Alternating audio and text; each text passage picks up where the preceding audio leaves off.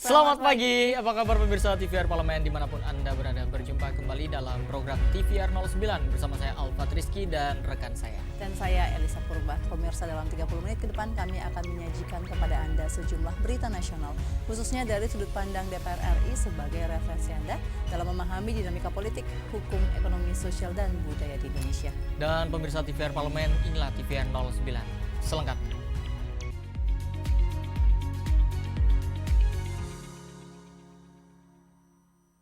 Pemirsa, Sekretariat Jenderal DPR RI menggelar evaluasi pelaksanaan anggaran semester 1 tahun 2026 sebagai bagian dari upaya meningkatkan kualitas tata kelola keuangan, sekaligus menjadi momentum dalam memperkuat pengelolaan anggaran yang lebih tepat, transparan, dan akuntabel.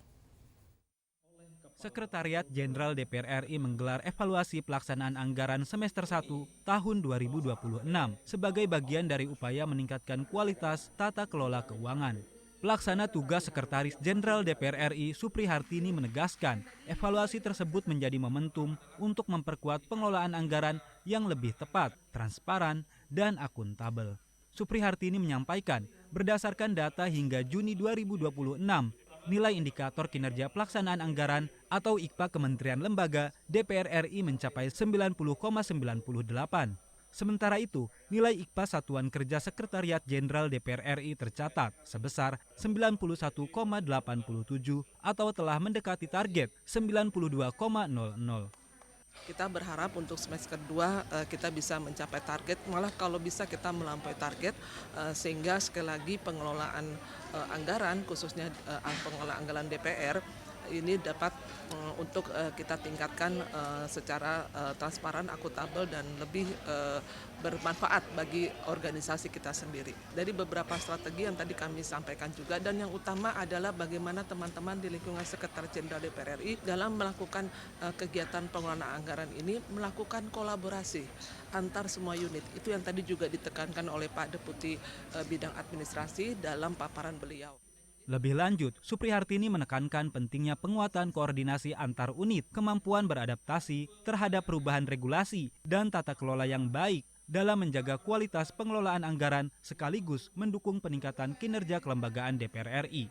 Tegar Ajis, TVR Parlemen melaporkan. Pemirsa, dalam kunjungan kerja reses Komisi 9 DPR RI soroti kondisi fasilitas yang memprihatinkan. Padahal Balai Latihan Kerja Palangkaraya memegang peran sentral dalam mencetak tenaga kerja siap pakai di Kalimantan Tengah. Kerja atau BLK Palangkaraya memegang peran sentral dalam mencetak tenaga kerja siap pakai di Kalimantan Tengah.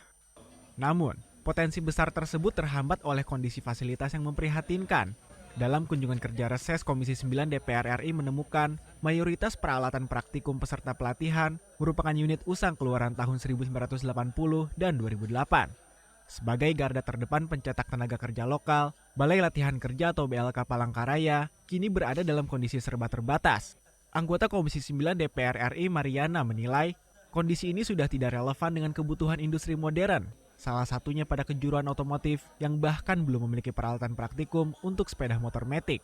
Kalau dilihat cukup miris karena ibaratnya fasilitasnya itu terkait masalah peralatan, itu peralatannya masih yang itu tahun yang lama. Kayak tadi kan ada contoh kayak peralatan mesin apa itu ada yang dari tahun 80, habis itu ada yang 2008. Terkait fasilitas itu sangat perlu ditingkatkan, apalagi kayak contoh dari otomotif itu untuk yang pelatihannya kan metik itu peralatan yang belum ada. Jadi ya mudah-mudahan kita sudah tinjau ke lapangan, mudah-mudahan nanti bisa untuk anggaran kita Komisi 9 bisa mendorong lah untuk anggaran fasilitas-fasilitas di BLK. Komisi 9 DPR RI berkomitmen membawa temuan lapangan ini dalam rapat kerja dengan kementerian atau lembaga terkait agar alokasi anggaran pembaruan fasilitas BLK Palangkaraya dapat diprioritaskan pada tahun 2027 mendatang. Dari Palangkaraya, Kalimantan Tengah, Teddy Sunario, TVR Parlemen melaporkan. Pemirsa, Komisi 9 DPR RI mengkebut pembahasan rancangan Undang-Undang Ketenagakerjaan menyusul putusan Mahkamah Konstitusi yang menginstruksikan pembentukan aturan baru di luar Undang-Undang Cipta Kerja. Dan informasi selengkap kami hadirkan sesaat lagi, tetaplah di TVR 09.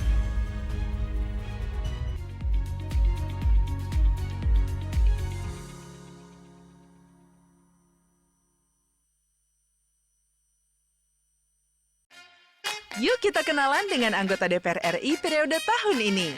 Dari depan kursi. Di balik kursi. Gini, di balik kursi.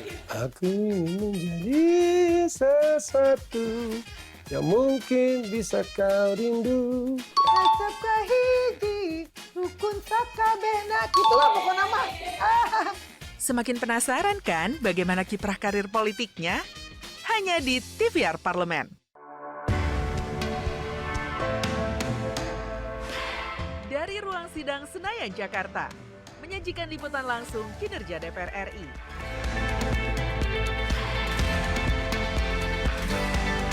Dialog mendalam, investigasi, dan profil wakil rakyat. TVR Parlemen kini hadir 24 jam.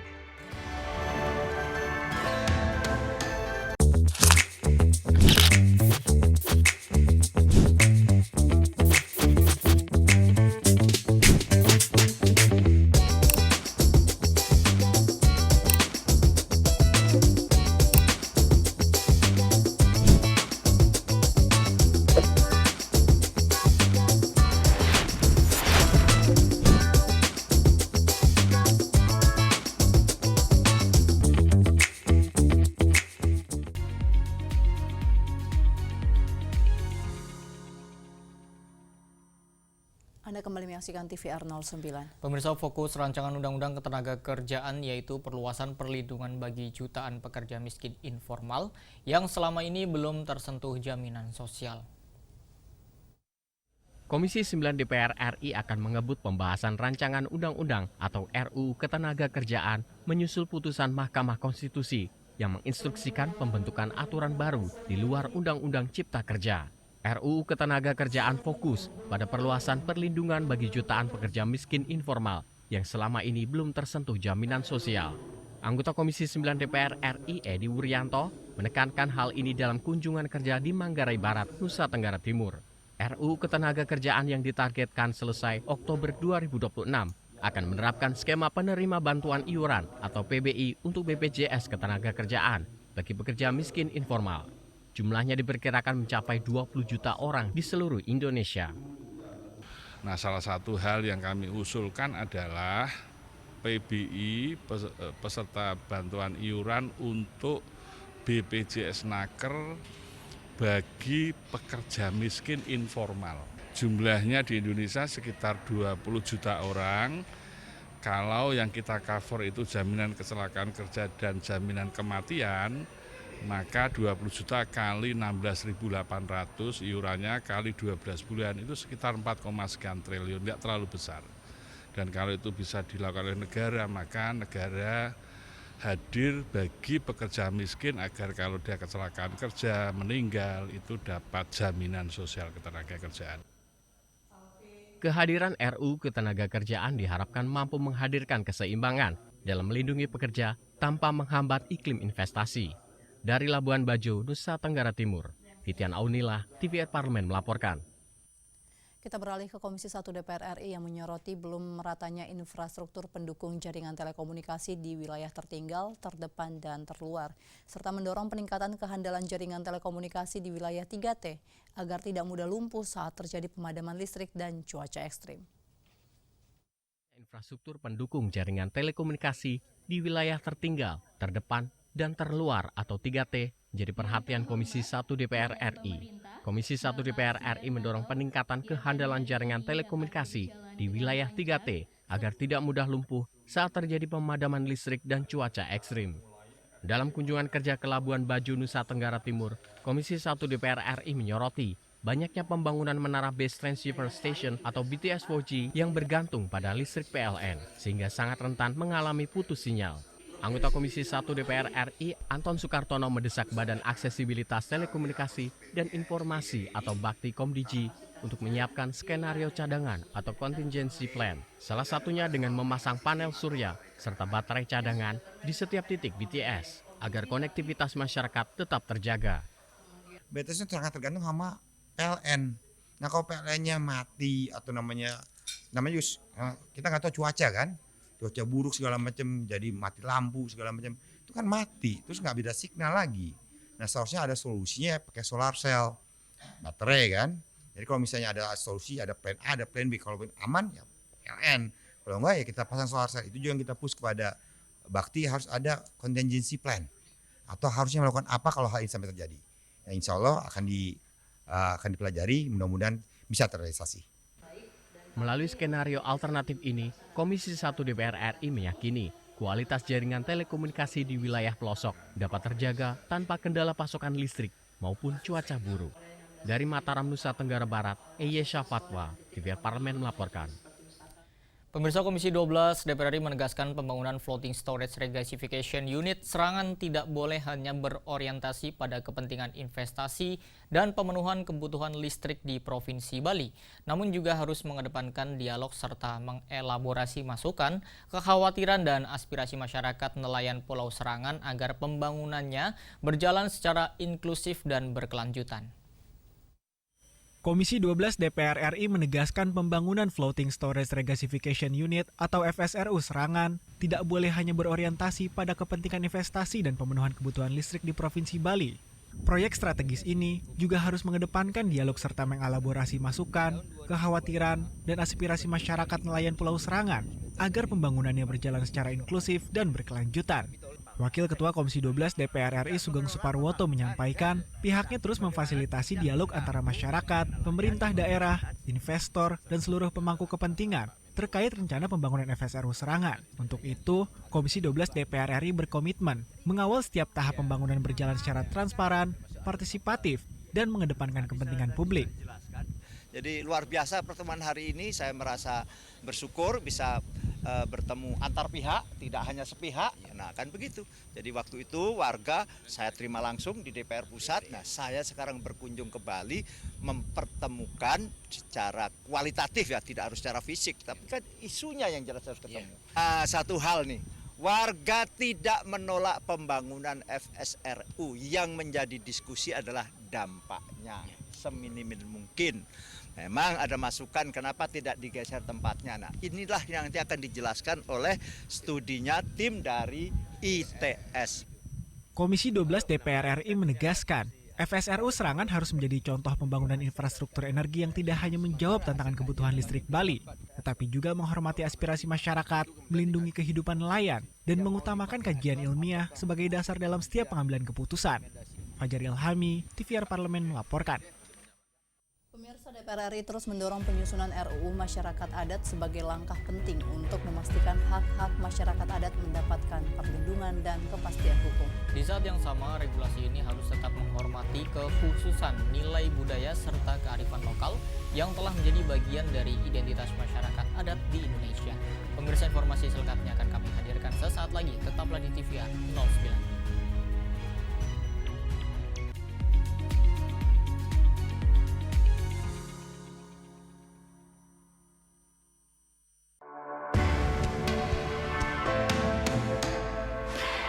Dari ruang sidang Senayan, Jakarta, menyajikan liputan langsung kinerja DPR RI.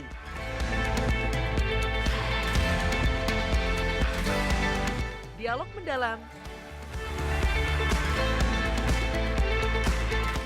investigasi, dan profil wakil rakyat. TVR Parlemen kini hadir 24 jam.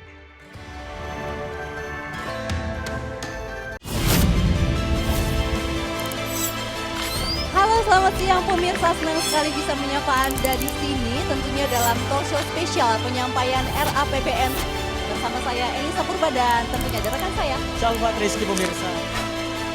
Jangan lewatkan talk show spesial dalam rangka rapat paripurna penyampaian RAPBN tahun anggaran 2027. Hanya di TVR Parlemen.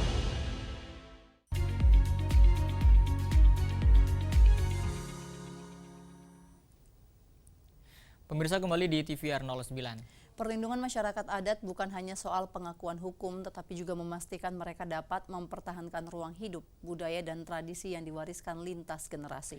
DPR RI menilai pembahasan RUU Masyarakat Adat perlu dilakukan secara komprehensif dengan melibatkan masyarakat adat dan seluruh pemangku kepentingan. Dengan begitu, aturan yang lahir nantinya mampu memberikan perlindungan yang adil tanpa menghilangkan kekhususan dan juga jati diri masyarakat adat. Dan mari kita simak liputan mendalam yang telah dikemas oleh tim redaksi TVR Parlemen dalam segmen editorial Parlemen berikut ini.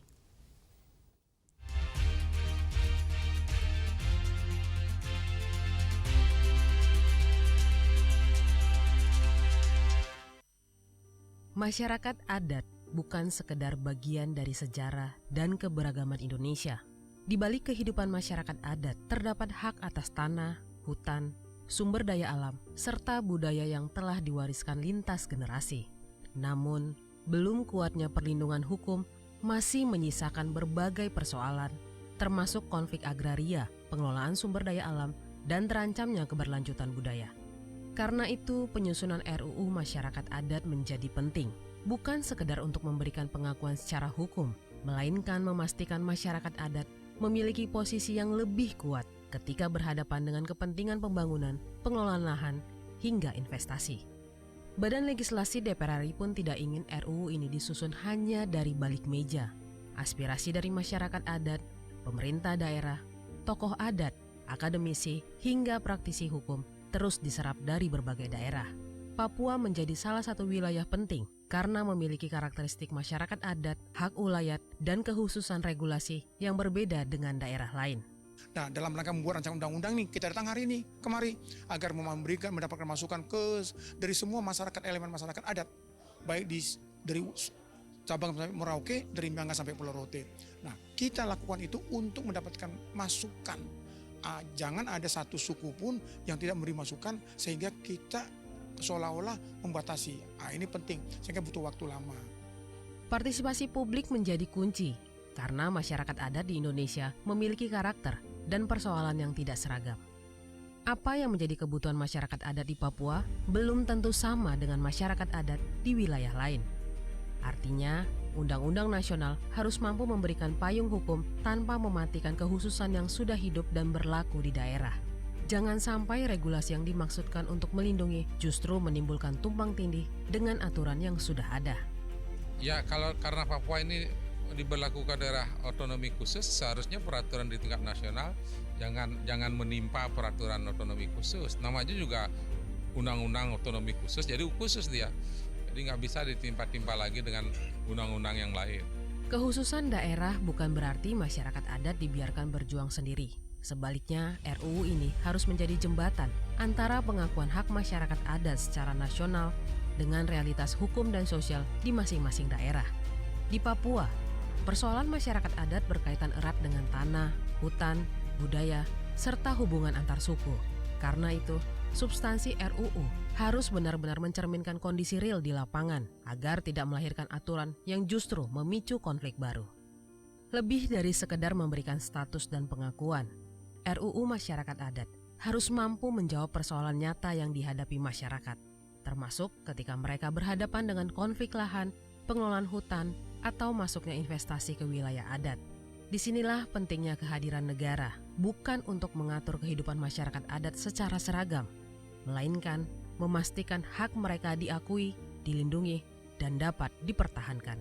Supaya kondisi real di lapangan, kondisi yang benar-benar sesuai dengan kehidupan masyarakat adat, demikian juga hubungan satu suku dengan suku yang lain, dengan seluruh masyarakat Indonesia ini bisa kita sampaikan, sehingga mudah-mudahan nanti undang-undang yang dihasilkan itu undang-undang yang benar-benar sesuai dengan kondisi masyarakat yang ada di daerah atau di kelompok-kelompok masyarakat adat ini, dan tidak menimbulkan.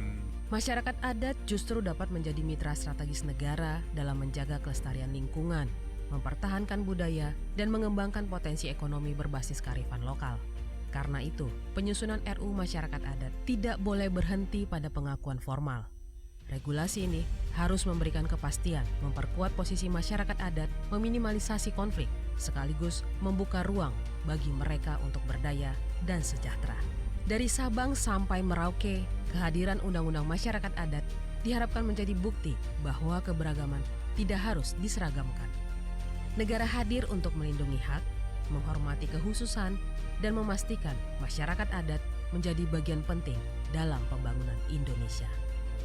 Tim redaksi TVR Parlemen melaporkan.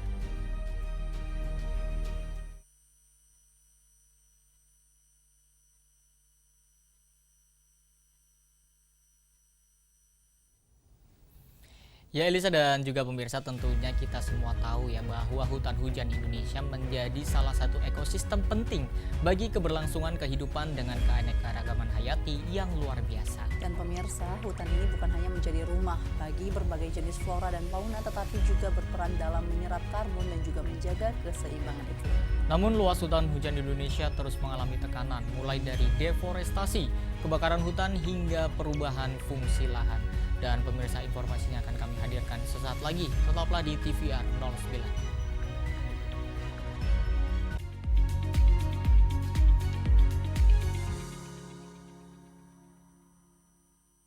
81 tahun Indonesia merdeka, melangkah menuju bangsa yang berdaulat, adil, dan makmur. Gedung Nusantara kembali menjadi saksi langkah besar bangsa. Saksikan sidang tahunan MPR RI dan sidang bersama DPR RI dan DPD RI tahun 2026. Serta rapat paripurna DPR RI ke-1 dan penyampaian RAPBN tahun anggaran 2027. Disiarkan secara langsung hanya di TVR Parlemen.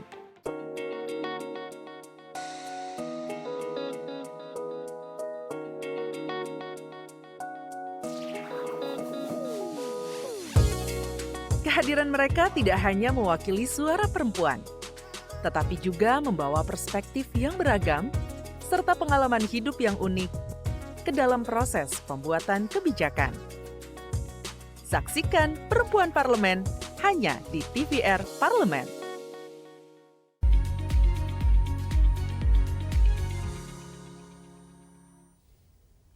Terima kasih pemirsa, masih bersama kami di TVR 09. Pemirsa, berkurangnya hutan hujan tentu dapat berdampak kepada kehidupan satwa, kualitas udara, ketersediaan air, hingga perubahan iklim yang dirasakan masyarakat. Karena itu menjaga hutan bukan hanya tanggung jawab pemerintah atau aktivis lingkungan saja pemirsa, tetapi juga membutuhkan kesadaran dan peran masyarakat. Nah, dan selanjutnya pemirsa, kita akan mengulas terkait dengan hutan hujan Indonesia yang menjadi paru-paru dunia yang terus menyusut dalam segmen Intips, Informasi dan Tips untuk Anda.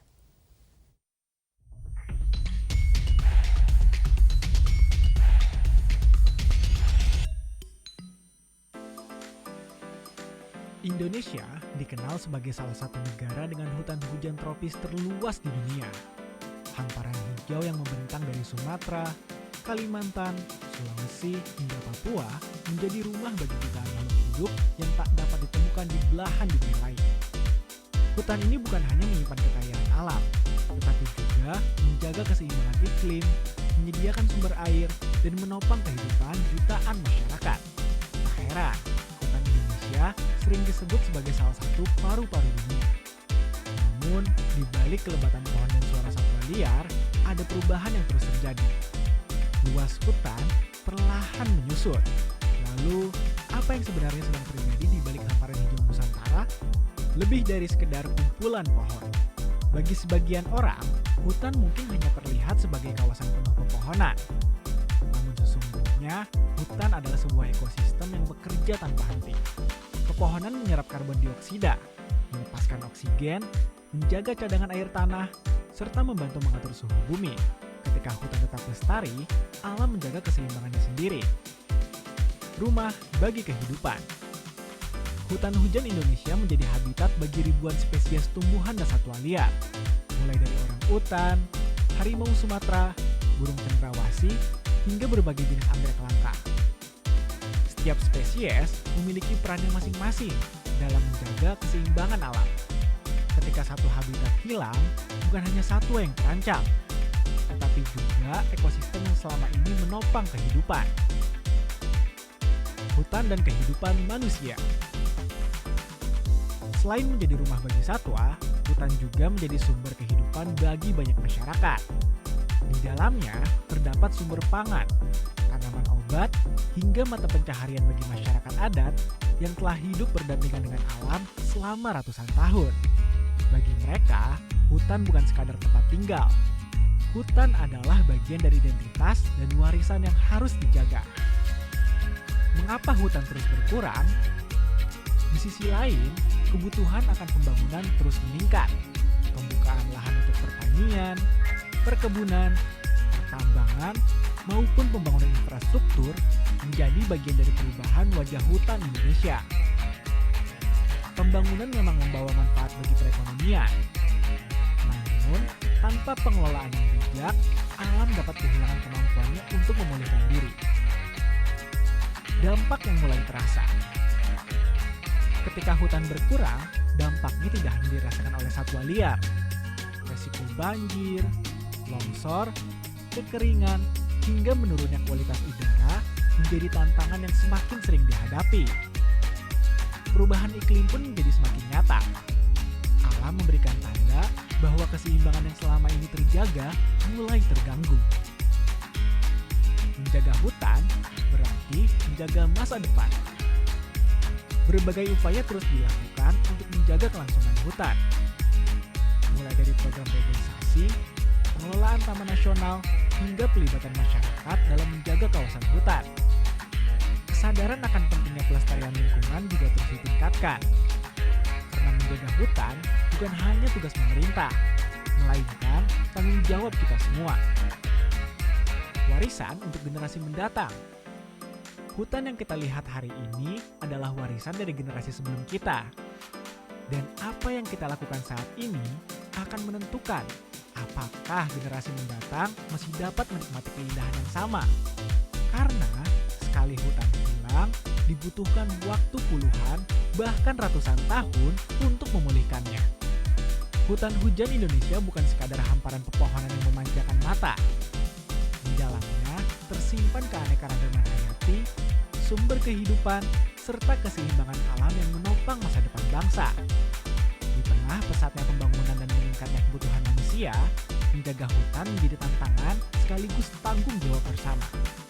Karena pada akhirnya, hutan bukan hanya warisan yang kita terima dari generasi sebelum kita, melainkan titipan yang harus kita jaga untuk generasi yang akan datang.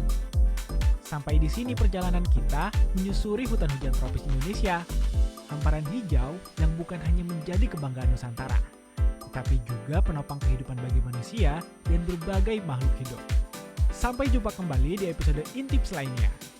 Segmen informasi dan tips yang mengungkap beragam cerita menarik dari penjuru Nusantara maupun mancanegara. See you!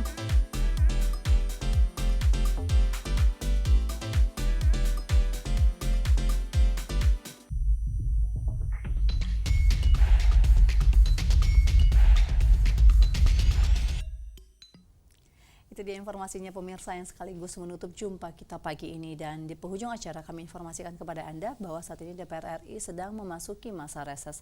Seluruh anggota Dewan sedang kembali ke daerah pemilihannya masing-masing untuk melaksanakan fungsi representasi DPR, menyerap serta menindaklanjuti juga memberikan pertanggungjawaban kepada konstituen di daerah pemilihannya. Dan pemirsa, meskipun saat ini sedang masa reses, sejumlah agenda dan kegiatan DPR RI lainnya tetap dapat Anda saksikan secara langsung di TVR Parlemen. Anda dapat mengaksesnya di website kami di tvrparlemen.dpr.go.id atau melalui kanal YouTube kami di TVR Parlemen. Dan pemirsa, demikianlah TVR 09 edisi pagi ini. Kami segenap kru TVR Parlemen yang bertugas mengucapkan terima kasih telah setia menyaksikan TVR 09. Saya Elisa Purba dan juga rekan saya Alfred Rizky pemirsa, dan jangan lewatkan tentunya pemirsa rangkaian sidang tahunan MPR RI, sidang bersama DPR RI dan DPD RI, rapat paripurna DPR RI hingga penyampaian RAPBN tahun anggaran 2027 oleh Presiden Republik Indonesia, tentunya hanya di TVR Parlemen. Dan pemirsa, sampai jumpa di TVR 09 selanjutnya. TVR Parlemen, Referensi Indonesia.